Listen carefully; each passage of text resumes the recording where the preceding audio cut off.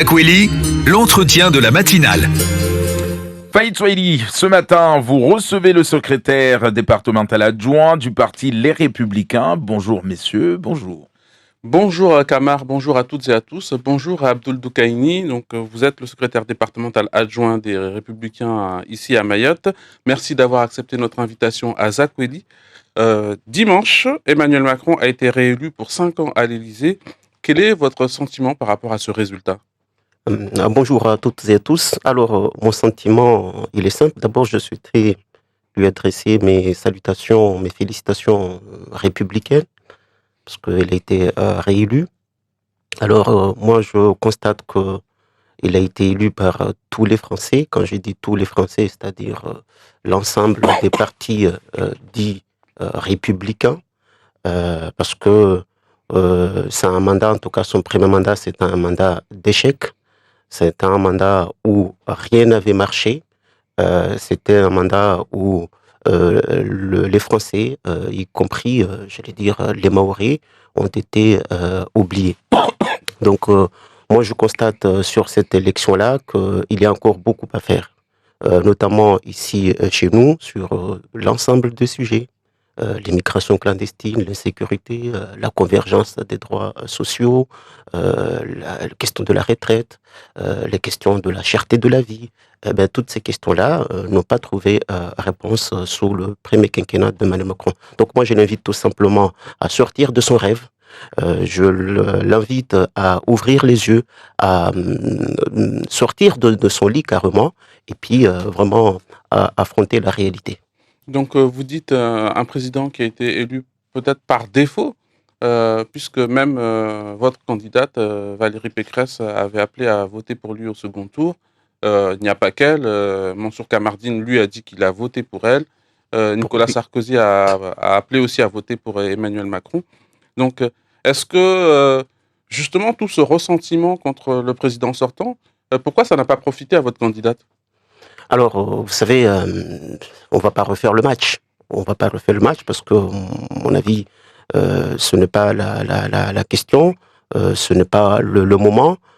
Pourquoi je dis cela ? Parce qu'il y a ce qu'on appelle ici communément le troisième tour qui arrive, le législatif.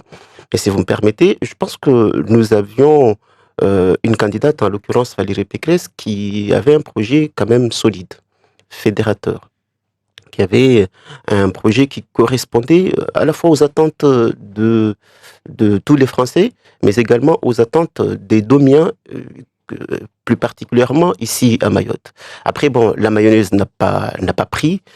Ça, comme je l'ai dit, on verra, on fera le bilan, on tirera les leçons de cet échec qui, quand même, je le rappelle, était un sacré gifle.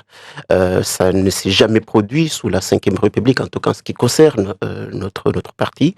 Eh bien, naturellement, on tirera tous les enseignements de cette élection. Justement, donc vous dites on fera le bilan, mais est-ce que, et vous avez parlé également de troisième tour, est-ce qu'il n'est pas, ce n'est pas le moment de le faire, parce que justement pour que ce troisième tour soit moins défavorable à votre parti, qu'est-ce qui est ressorti des réunions, par exemple, du bureau politique ou de l'équipe de campagne de Valérie Pécresse ? Alors, me semble-t-il, vous avez eu le communiqué, parce que cette semaine-là, en vous écoutant Maître la Première, eh bien, vous avez parlé de ce communiqué qui a été sorti par le bureau national, qui dit que le parti n'est pas fongible dans le macronisme. Le parti va garder son indépendance. Le parti va sans doute revoir son projet. Le parti va sans doute mettre sur la table des questions, des sujets importants qui intéressent les Français. Et puis tout simplement changer son fusil d'épaule, parce que oui, aujourd'hui les Français nous attendent sur beaucoup de sujets. Je viens de le citer, mais s'agissant de nous ici à Mayotte, quand je regarde à titre d'exemple le score comment il s'appelle, Mélenchon au premier tour, c'est d'abord les questions relatives à la comment on appelle tout ça, l'égalité sociale. À l'égalité sociale, mais plus que cela, le mot m'échappe.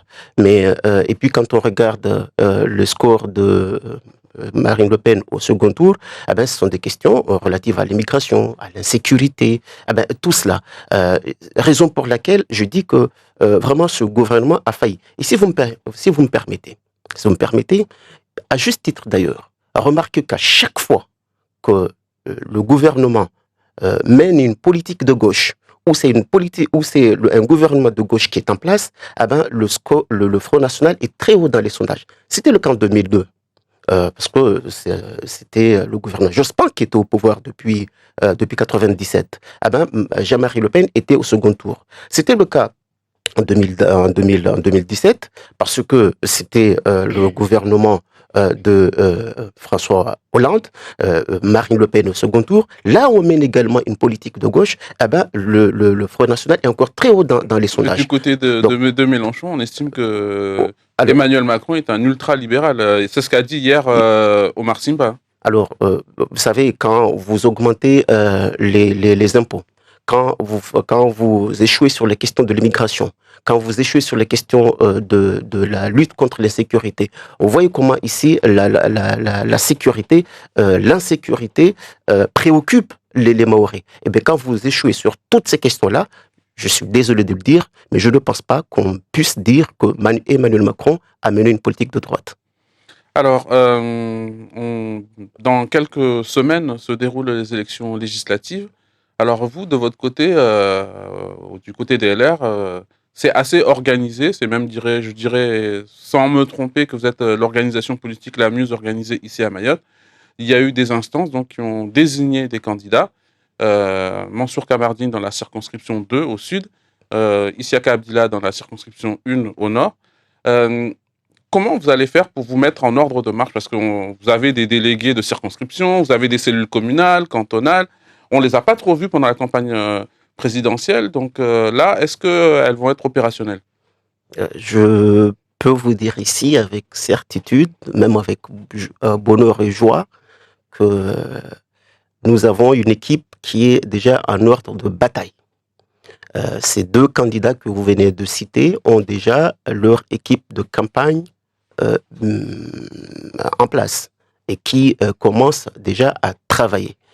S'agissant par exemple ici de la deuxième circonscription, la circonscription dans laquelle moi je vote, ben, nous avons une équipe de campagne, une direction de campagne qui est composée d'un triumvirat. Vous avez le maire de Mamoudzou, Abdelwahid Smaïla, vous avez le président de la CADEMA, Rachadi Saïndou, merci. Et puis vous avez également l'ancien maire de Tingoni, monsieur Ali Souf. Voyez-vous, nous avons constitué une campagne qui est une équipe de campagne qui soit vraiment bien rodée, expérimentée pour gagner ces élections. Au nord? Alors, au nord, nous avons un directeur de campagne. Ils ont fait le choix de nommer un seul directeur de campagne qui est le premier adjoint au maire de la commune de Akwa, ancien délégué de la première circonscription, mon ami Daniel Abdou, pas le vôtre, hein, ici le premier, mais ils ont la chance de porter le même nom. Mais voilà, donc non, tout ça pour vous dire que la campagne présidentielle, c'est une autre campagne. Une élection présidentielle, c'est une autre campagne. Une campagne législative, c'est une autre campagne. C'est une campagne de proximité. Elle est locale. Donc, elle va fédérer davantage. Et puis, c'est aussi une question de personnalité. Nous avons deux personnalités qui, je veux dire, dégagent une aura, une personnalité très forte, qui sont charismatiques. Mansour Kamaldine n'est pas à présenter. Isiaka Abdillah n'est pas à présenter non plus. Donc moi, je pense que le choix de ces deux candidats était le bon choix. Vous étiez quand même candidat à l'investiture. Alors, moi, je pense que ce n'est pas la question n'est pas là. La question n'est pas là. Ça aurait pu être moi, ça aurait pu être vous, ça peut être, je vais dire, n'importe qui. Vous savez, c'est ça la liberté quand vous êtes dans un parti politique. Tous les militants, tous les adhérents ont la possibilité aussi de dire, ben pourquoi pas moi. Mais à un moment donné, il y a un choix qui a été fait, et bien ce choix-là, il faut le respecter. Il y en a qui n'acceptent pas. Hein. Regardez, la Chakrina, par exemple, je ne suis pas venu ici pour polémiquer sur ces questions-là. Moi, je vous ai dit... vous avez parlé de démocratie, vous avez dit qu'il y en a qui l'acceptent, il y en a qui l'acceptent pas. Naturellement. Et c'est ce qui fait aussi le charme de la démocratie. Mais ce que j'ai envie de vous dire ici, c'est que le parti, je l'ai dit tout à l'heure, est vraiment mobilisé en ordre de bataille. Et toutes les forces vives du parti et d'autres forces vives qui sont issues également des autres partis, des autres mouvements vont venir aider ces deux candidats pour justement qu'on remporte cette bataille. Parce que l'enjeu, je l'ai dit, ce n'est pas Mansour Kamardine, ce n'est pas Issa Kabila, c'est Mayotte. On voit comment aujourd'hui Mayotte est largué. On voit comment aujourd'hui Mayotte se retrouve vraiment en queue de peloton là-bas. Pourquoi? Tout simplement parce que sur les sujets essentiels, encore une fois, le gouvernement qui est en place fait mine de ne pas les savoir, fait mine de ne pas les connaître. Donc vous avez d'ailleurs noté que Mansour Kamardine,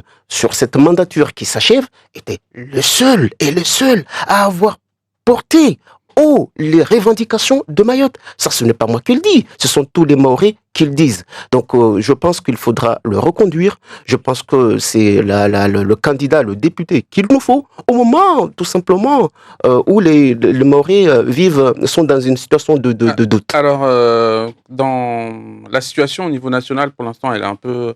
On ne sait pas trop comment ça va se décanter. Vous avez dit l'élection présidentielle, c'est une chose, les élections législatives, c'est une autre chose. Est-ce que les Républicains sont en mesure de gouverner à l'issue de ces élections législatives? Et sinon, avec qui il faudra faire des accords pour avoir un gouvernement et une Assemblée nationale avec une majorité dans laquelle se retrouveront les Républicains? Il est encore trop tôt de répondre, à mon avis, à cette question, parce que il faut attendre sans doute les prochaines semaines pour vraiment pouvoir apporter une réponse précise à cette question. Mais vous savez, nous l'avons dit, c'est un parti indépendant qui travaille avec les formations du centre, Nouveau Centre et également. Donc nous avons des partenaires, c'est ce que nous avons toujours fait lors des différentes élections. Nous allons continuer à aller dans ce sens. Naturellement, je l'ai dit, en nous posant un certain nombre de questions, en mettant sur la table un certain nombre de sujets pour le revoir, parce que on ne peut pas sortir d'une élection où on a été complètement laminé et faire comme si rien n'était. Non. Il faut aussi connaître cette humilité, j'allais dire, de se dire, bon voilà, ça n'a pas marché, pourquoi, comment, et comment rectifier tout cela. D'accord, merci beaucoup Abdoul Kamardine d'être venu ici. Je pense qu'il est dans les embouteillages, pardon. Mais là, vous me donnez l'occasion de lui adresser aussi toutes les salutations les plus amicales. Abdoul Doukaini, merci d'être venu dans Akweli.